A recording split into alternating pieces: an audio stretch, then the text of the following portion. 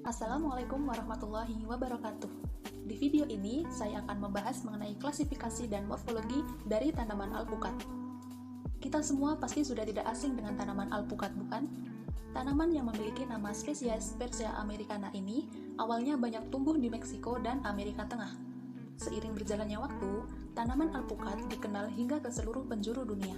Tanaman ini umumnya banyak ditanam sebagai tanaman perkebunan monokultur, namun di daerah tropis, tanaman ini ditanam sebagai tanaman pekarangan, seperti yang terdapat di pekarangan rumah saya ini.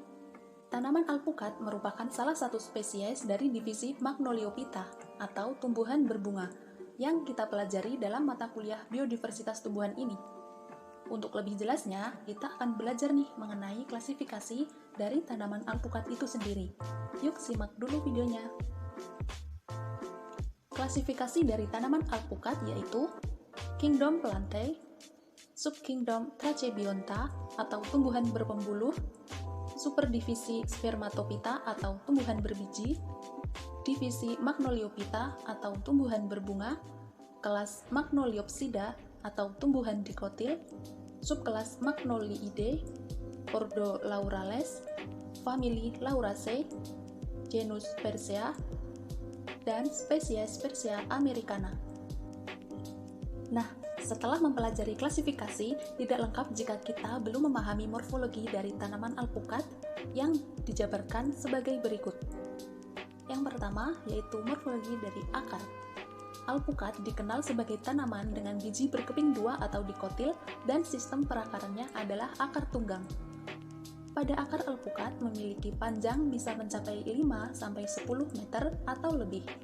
Keanekaragaman panjang akar tersebut juga bergantung dari varietas tanaman alpukat.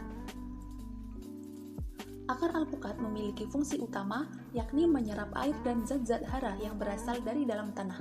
Selain itu, akar ini juga berfungsi untuk menopang tegaknya batang alpukat agar tetap berdiri kokoh. Yang kedua yaitu batang. Batang alpukat memiliki tekstur berkayu, berkambium, dan berbentuk bulat. Hal yang mencolok dari batang ini adalah warna coklatnya, sehingga banyak dimanfaatkan sebagai pewarna coklat. Batang alpukat memiliki percabangan yang banyak. Percabangan tersebut berfungsi sebagai tempat melekatnya daun alpukat. Jika diperhatikan lebih teliti, ranting tanaman alpukat memiliki rambut-rambut halus pada permukaannya. Yang ketiga yaitu daun. Daun tanaman ini bertipe tunggal, memiliki tangkai yang panjang sekitar 1,5 hingga 5 cm. Bentuk daun bulat telur memanjang, sementara itu tekstur daun alpukat tebal menyerupai kulit dengan ujung dan bagian pangkalnya meruncing. Pada bagian tepi daun kadang menggulung ke atas dan juga memiliki tulang daun menyirip. Panjang daun alpukat bisa mencapai 20 cm dengan lebar 10 cm. Ada sedikit perbedaan antara daun muda dan daun tua, yakni pada daun muda warnanya kemerahan dengan rambut-rambut halus, sementara itu pada daun tua warnanya hijau dan permukaannya mengkilat. Yang keempat yaitu bunga. Bunga tanaman ini termasuk bunga majemuk dengan kelamin ganda, yakni dalam satu bunga terdapat 2 kelamin jantan dan betina. Pada bunga nampak pada ketiak daun dalam bentuk malai. Bunga alpukat berbentuk menyerupai bintang, sementara penyerbukannya biasa dibantu oleh serangga, angin, hujan, serta hewan lain di sekitarnya. Yang kelima yaitu buah. Buah alpukat tergolong sebagai buah buni, bentuknya bulat telur dengan panjang 5 hingga 20 cm. Buah ini berwarna hijau atau kekuningan tergantung kematangannya, dan ada yang berbintik-bintik ungu pada kulitnya. Ketika daging buah alpukat sudah masak, tekstur buahnya lunak dan warnanya hijau kekuningan. Sementara itu, ketebalan dagingnya juga tergantung dari varietas buah alpukat itu sendiri. Pada bagian tengah buah, terdapat biji tunggal yang berukuran besar. Berat alpukat berkisar antara 200 hingga 400 gram, namun pada beberapa jenis alpukat ada yang beratnya mencapai 600 hingga 700 gram. Yang keenam yaitu biji. Biji alpukat terdapat di tengah buah dengan kulit biji berwarna putih yang berfungsi sebagai pembatas antara daging dan biji.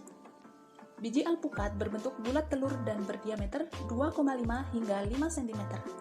Keping biji berwarna putih kemerahan, dan berdasarkan perkembangannya, biji alpukat ini termasuk ke dalam tipe hipogil, yakni perkembangan kotiledon yang tetap berada di dalam tanah. Bagi manusia, biji alpukat banyak diambil minyaknya untuk kosmetik atau untuk pengobatan. Sementara itu, bagi tumbuhan alpukat, biji berfungsi sebagai alat untuk memperbanyak diri. Biji bisa tumbuh dan berkecambah jika jatuh atau ditanam pada tanah yang subur, banyak zat hara, dan tersedia air yang cukup. Nah, teman-teman, itulah pembahasan mengenai tanaman alpukat yang merupakan salah satu spesies dari divisi Magnoliophyta. Semoga apa yang saya sampaikan bermanfaat dan dapat dipahami oleh teman-teman semua. Saya ada pantun nih. Aura kasih makan bakso mercon. Belinya di kedai Uncle Mutu. Terima kasih sudah menonton. Wassalamualaikum warahmatullahi wabarakatuh.